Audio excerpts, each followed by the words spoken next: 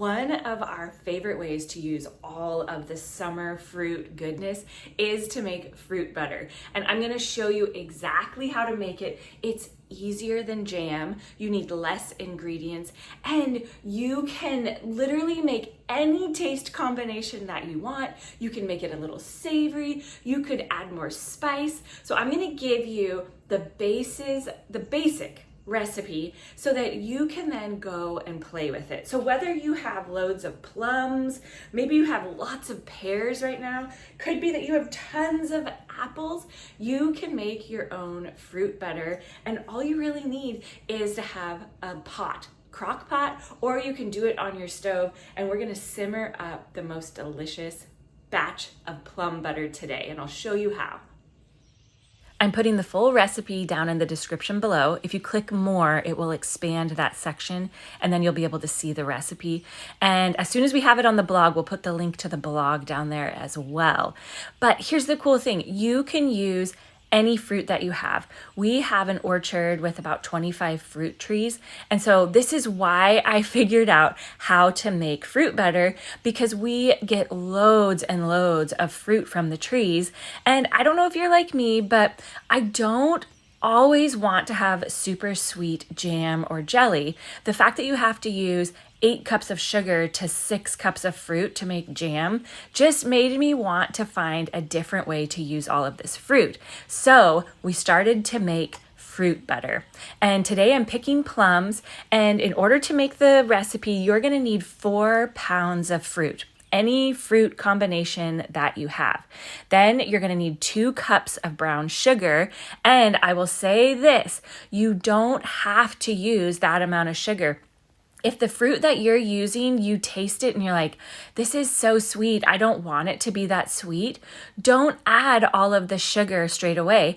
And here's the cool thing about making fruit butter is it's not like making jam and jelly where you really aren't supposed to adjust the recipes because then it won't set up.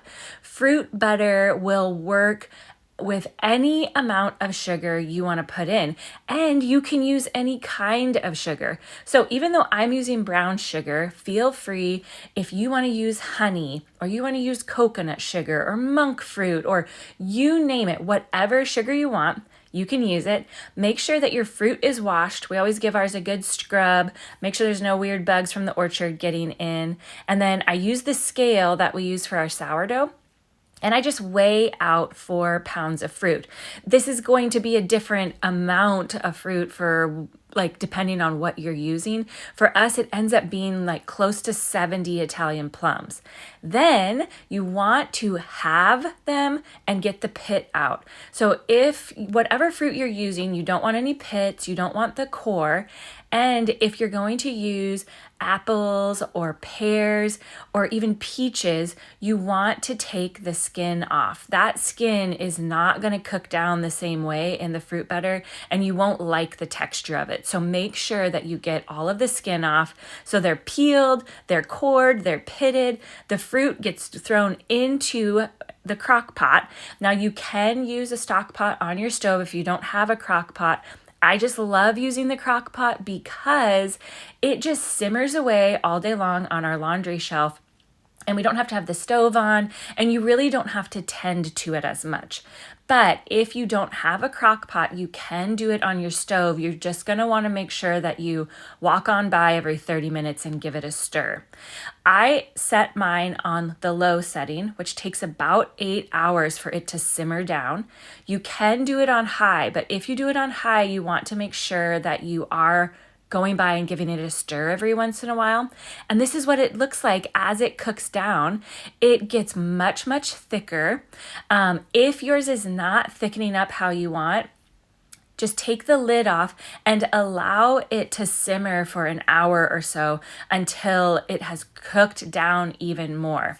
Then once it has reduced down to about half of what it started as, you're going to use your immersion blender, which is honestly the most amazing tool when you're making any sauces and things like this because you don't have to transfer it into your blender. I'm going to put the links to all of the tools that I love down in the description below as well so that if you don't have an immersion immersion blender, put one on your wish list. You're gonna love it. And these red spatulas are my all-time favorite spatula. They're scooped, they scrape really well. They're strong enough to like do heavy duty stuff. So anyways, that link is down below too. But you wanna make sure that your mixture is really well blended. This is the consistency that it's going to be for when you spread it onto your bread or your scone. But remember, as it cools, it is going to thicken up more. So you can see this has cooled slightly before I started getting it into our jars, and it's already starting to get a bit thicker.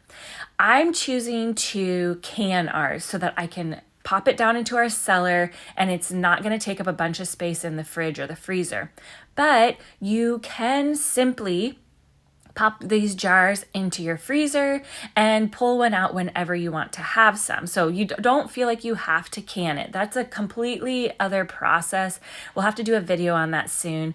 But it does last for at least a couple months in your fridge, and one batch of the plum butter makes 7 half-pint jars.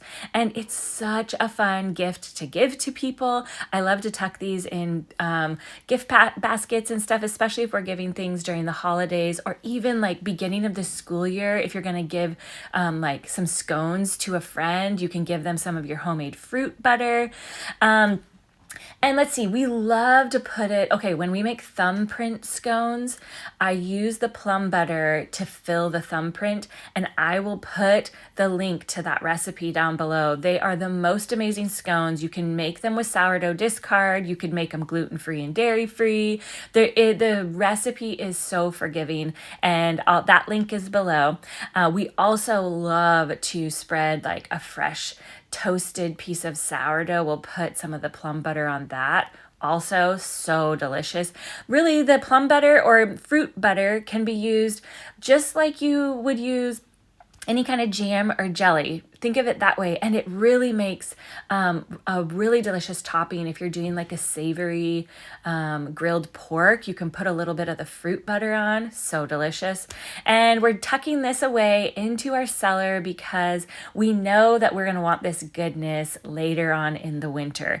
And that's why it's so great to make fruit butter in the summertime, in the fall, when there is an abundance of fruit. Because even if you don't have your own fruit tree, this is when you can get big flats of fruit for really the very best price. So go get at least 4 pounds of fruit, or use up those extra pears and apples that got forgotten about in your fridge, and spread a little on a slice of sourdough and enjoy the most delicious homemade fruit butter.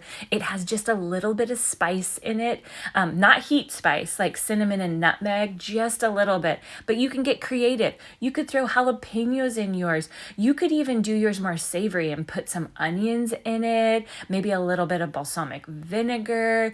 Go wild. Have so much fun creating the flavors that you love, and we look forward to hearing about all of the different combinations that you make. So glad you're here in the kitchen with us. We look forward to more baking to come.